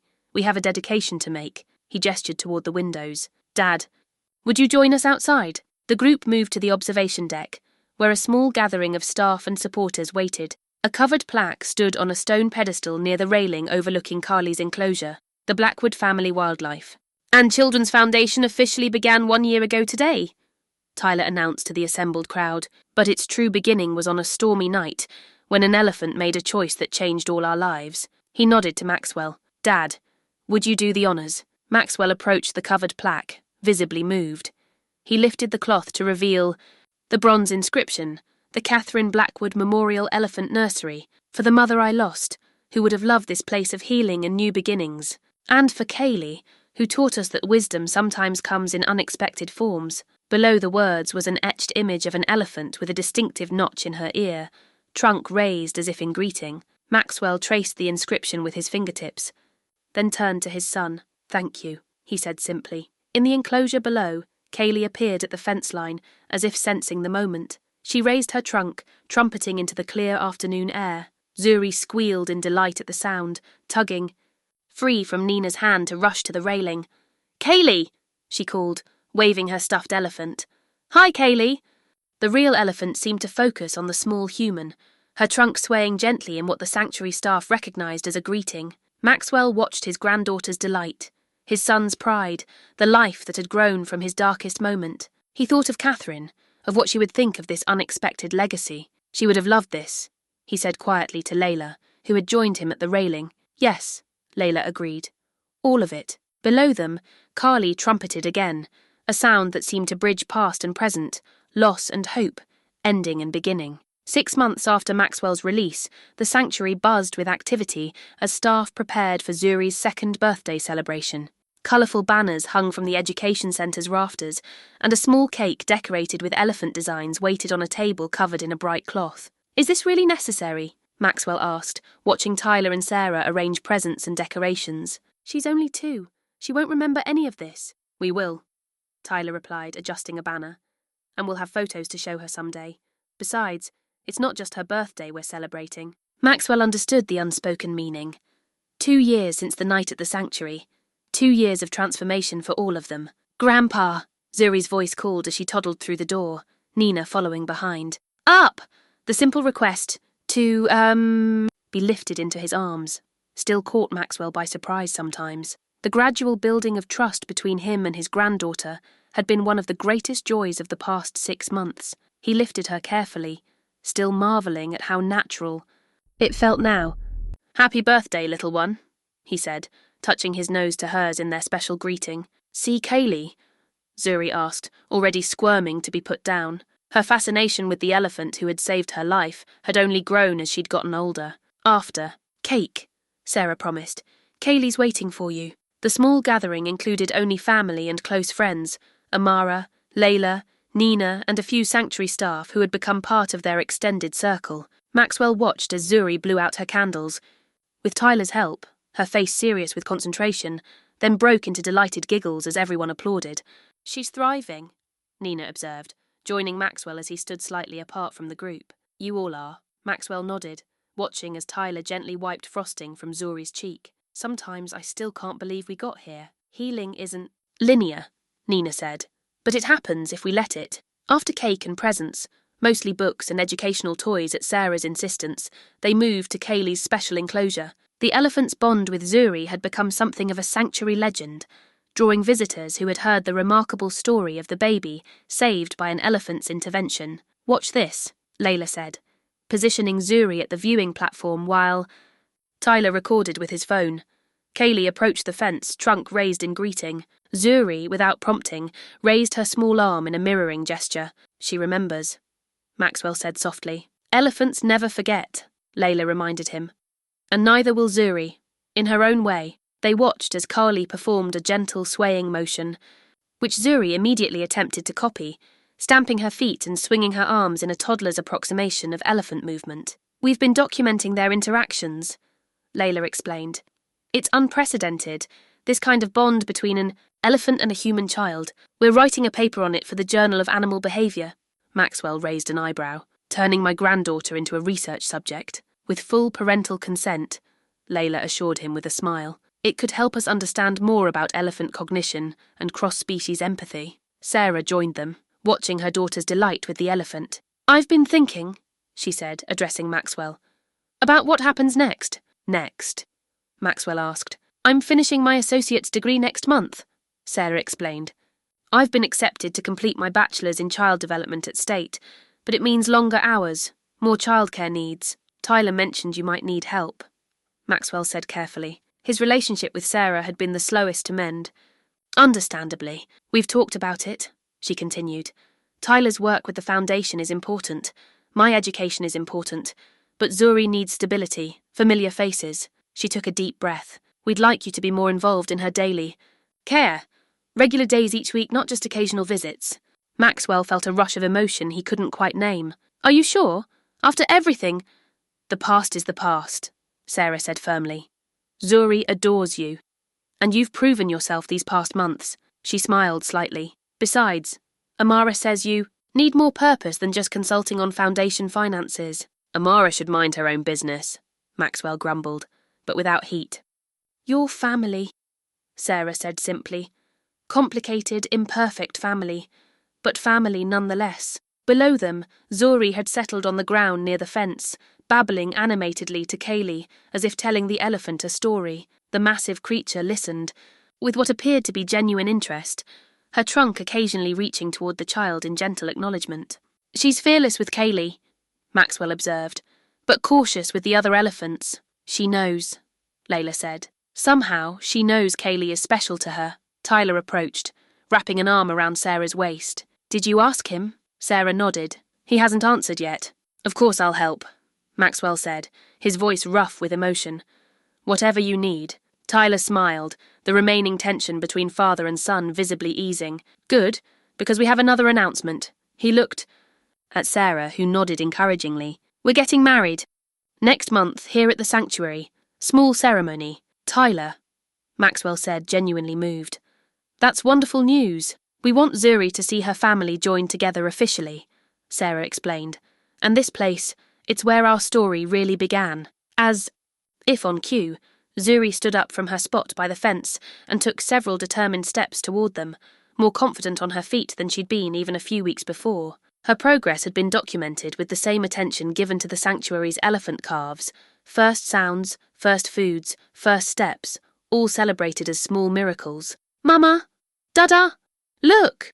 She called, holding up a feather she'd found on the bay. Ground. Tyler scooped her up, examining the treasure with appropriate appreciation. That's beautiful, Zuribi. Did you show Carly? Carly saw, she confirmed seriously. She likes it. Maxwell watched the three of them. Tyler, Sarah, and Zuri, their easy affection and obvious bond. Family, in its truest sense. Not the artificial perfection he'd once valued, but the messy, authentic connection that came from facing challenges together. Behind them, Kaylee trumpeted softly, as if adding her approval to the scene. 1 year too. The day after Maxwell's release from prison, exactly 3 years since that fateful night, he volunteered for the overnight shift at the sanctuary. The anniversary hadn't gone unmentioned. Tyler had called that morning, and Layla had given him a knowing look when he'd offered to take the night watch, but no one had tried to dissuade him from facing the date in his own way. The sanctuary was different at night. Sounds carried differently through the darkness, the rustle of nocturnal animals, the occasional rumble of elephants communicating in frequencies too low for human ears to fully detect. Maxwell made his rounds with practiced efficiency, checking enclosures and monitoring systems.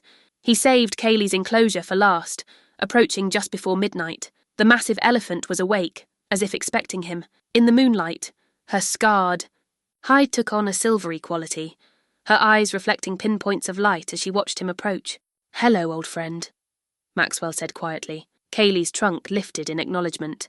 After 3 years of regular interaction, she recognized his voice, his scent, his particular way of moving. The elephant's exceptional memory had catalogued everything. About the man who had arrived as a threat and become something else entirely. I thought I'd find you here. Maxwell turned to find Layla approaching, a thermos in hand. Couldn't sleep either. She shook her head. 3 years ago tonight. Seems important to mark it somehow. She offered him a cup of coffee from the thermos. Though I admit, I'm surprised Tyler and Sarah didn't insist on keeping you distracted with Zuri, they offered. Maxwell accepted the coffee gratefully, but some ghosts need to be faced directly. They stood in companionable silence, watching. Carly and her nighttime rituals. The elephant moved with surprising grace for her size, methodically investigating different areas of her enclosure, as if performing a security check of her own. She still does that every night, Layla said, following his gaze. especially when it storms. Checks the entire perimeter, paying special attention to that spot where we found Zuri. Protecting her territory, Maxwell mused.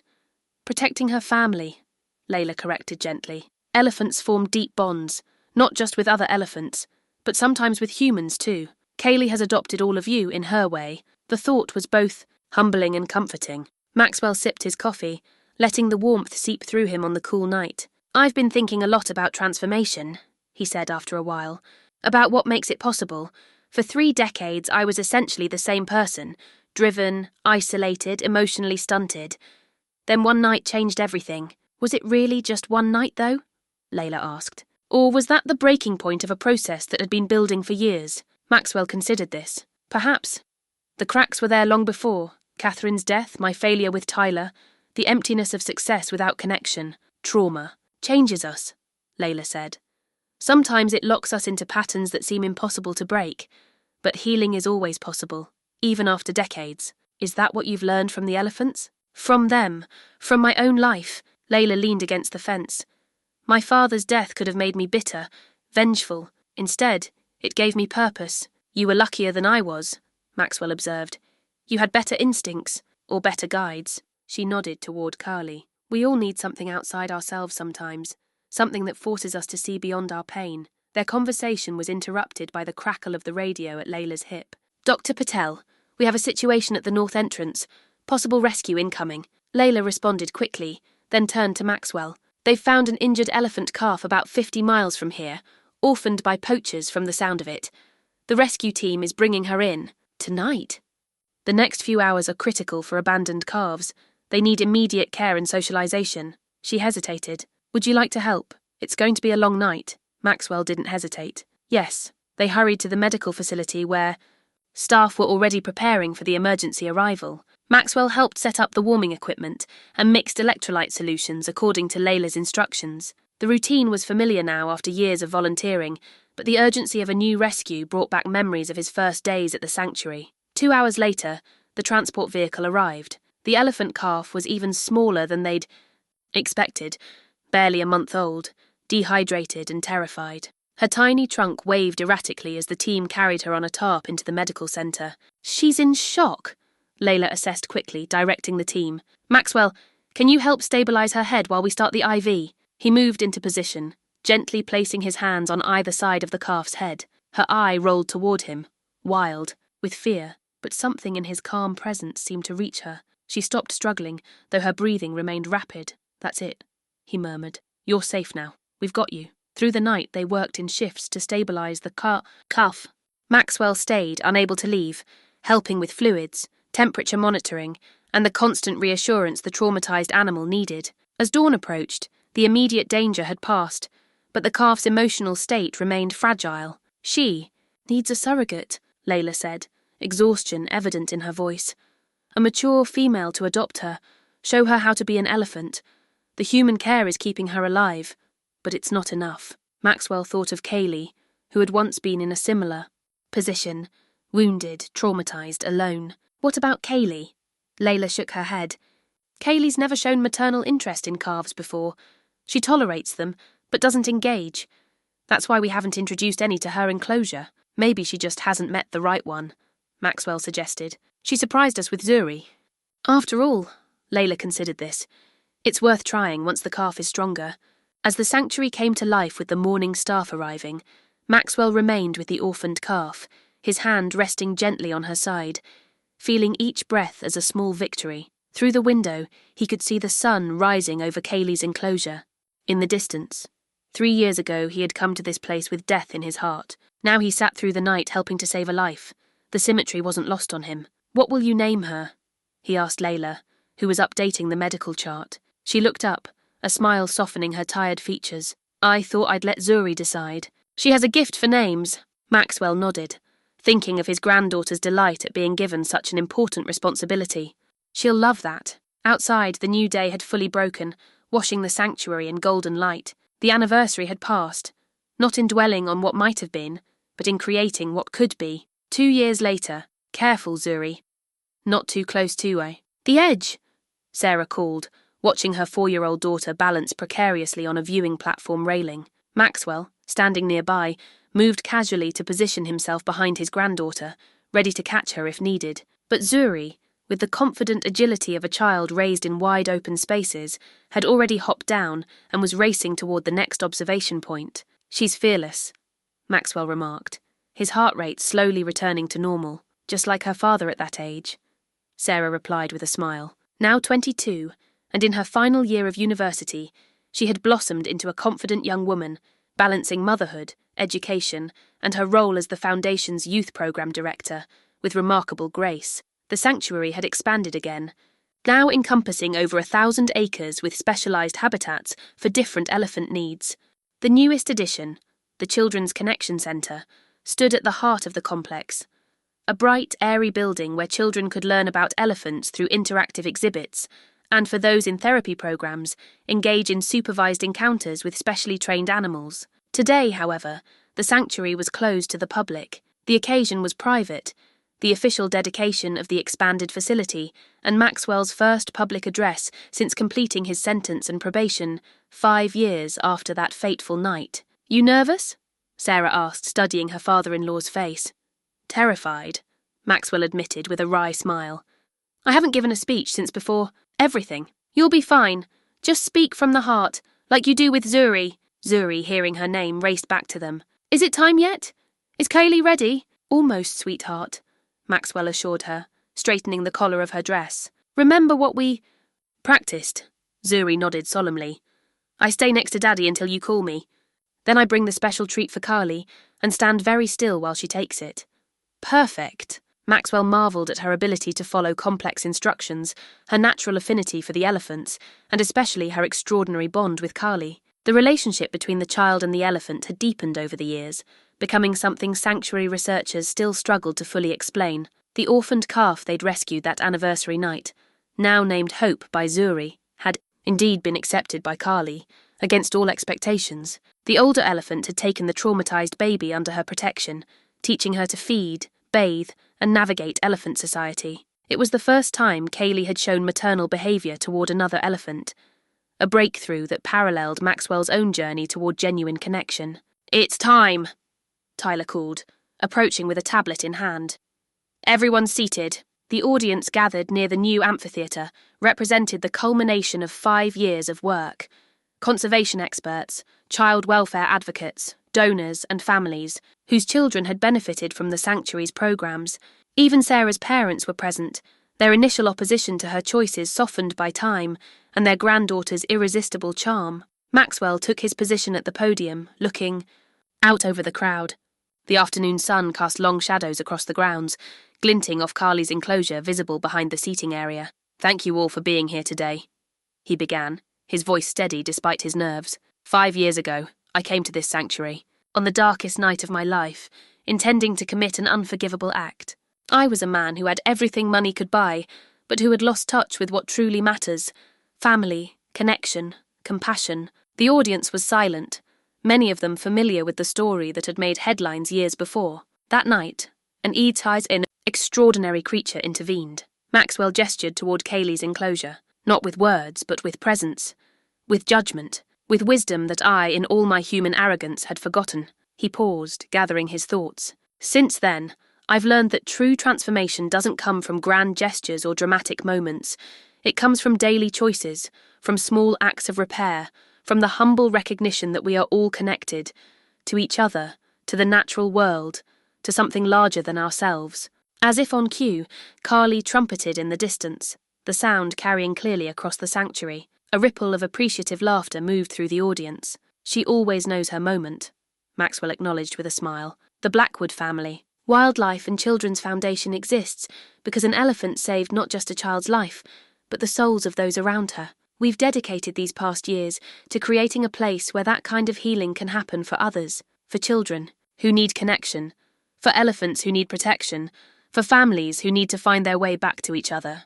He nodded to Tyler, who led Zuri to the small gate connecting the amphitheatre to Carly's specially designed interaction area. The child carried a small basket of fruit, her steps measured and confident. "My granddaughter, Zuri, has never known a world without Kaylee in it," Maxwell continued. "For her, the bond between humans and animals isn't extraordinary. It's essential.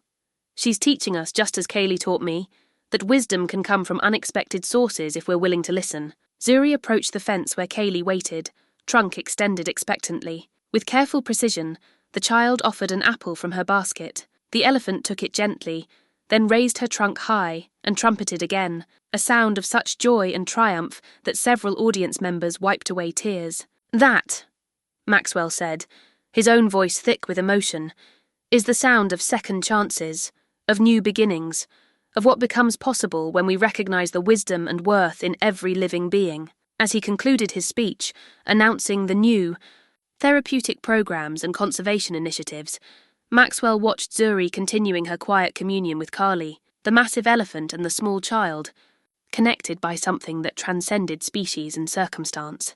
After the ceremony, as guests mingled and toured the new facilities, Maxwell found himself standing with Layla at the spot where Zuri had been found 5 years earlier. A simple stone marker commemorated the location, visible only to those who knew its significance. "Did you ever imagine we'd end up here?"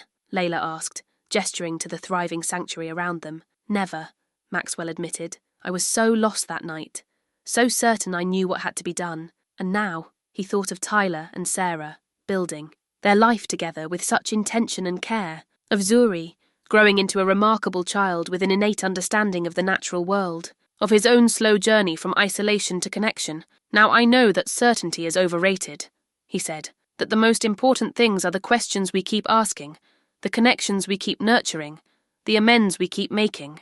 Layla smiled, understanding in her eyes. "Elephant wisdom, human wisdom too," Maxwell corrected gently, "when we remember to listen for it." They walked back toward the gathering, where Zuri was now introducing hope to a group of wide-eyed children from the IE Foundation's outreach program. The young elephant, now sturdy and confident under Kaylee's mentorship, gently accepted treats from small hands, while Tyler supervised carefully. "Grandpa!" Zuri called, spotting him. "Hope wants to show you her new trick." Maxwell joined the circle, kneeling to Zuri's level, as she explained earnestly about the behaviors she'd been helping the sanctuary staff teach the young elephant. Around them, the sanctuary hummed with life. Visitors exploring the educational center, staff caring for the animals, children discovering the wonder of connection with creatures so different from themselves. From her enclosure nearby, Kaylee watched. It all, her wise eyes taking in the scene she had helped create with one decisive action on a stormy night 5 years before. When Maxwell looked her way, she raised her trunk in what he had come to recognize as greeting, acknowledgement, blessing. "Thank you," he whispered, too softly for anyone but himself to hear. The elephant's ears flapped once, as if to say she understood. If you were touched by this story of redemption and second chances, please like and subscribe to our channel. Share this with someone who believes in the healing power of connection and the wisdom that can come from unexpected places. Like the elephant who saved not just a child, but an entire family, your simple act of sharing might be the trumpet call someone needs to hear today.